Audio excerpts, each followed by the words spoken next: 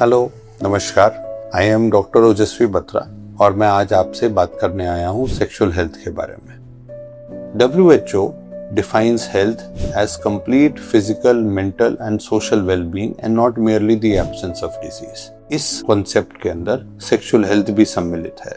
तो अगर हम completely healthy हैं तो इसका क्लियर मीनिंग है कि हम उसमें सेक्सुअली भी हेल्दी हैं। हम अक्सर सेक्सुअलिटी को और सेक्सुअल हेल्थ को एक लग्जरी की तरह समझते हैं, जबकि ऐसा नहीं है।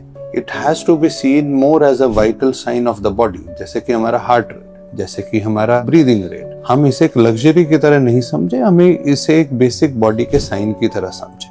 पर हम इसे एक टैबू टॉपिक मानते हैं, इस बारे में कॉन्वर्सेशंस नहीं करते हैं। हमारा समाज एक लगभग सेक्सुअली रिप्रेस समाज है, जहां पर हम इन विषयों के बारे में बात ही नहीं करना चाहते हैं। और इस वजह से हमारे आम जनमानस, बीट मेन बीट वुमेन, वो इतनी सारी सेक्सुअल हेल्थ के डिसऑर्डर से सफर कर रहे हैं और वो गुमनामी में करते रहते हैं सफर। चाहे एम्बैरेसमेंट की वजह से, चाहे स्टिग्मा की वजह से, वे इतनी हिम्मत जुटा ही नहीं पाते कि किसी क्लिनिशियन के पास जाकर अपनी परेशानी बता सकें और उसका जो बहुत आसान सा इलाज है वो ले सकें। So I have come here to tell you that all these issues, be it disorders of sexual arousal, be it disorders of erection, be it disorders of premature ejaculation, be it the disorder of painful intercourse or various other allied disorders, all of these are perfectly manageable when done under the eyes of an experienced and competent clinician। तो कोई कारण नहीं है कि हम इन सारे समस्याओं से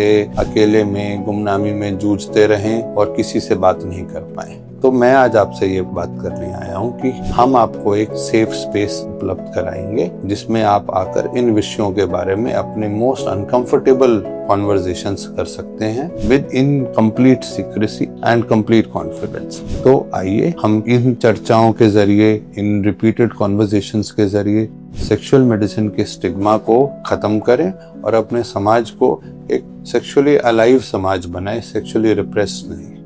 धन्यवाद।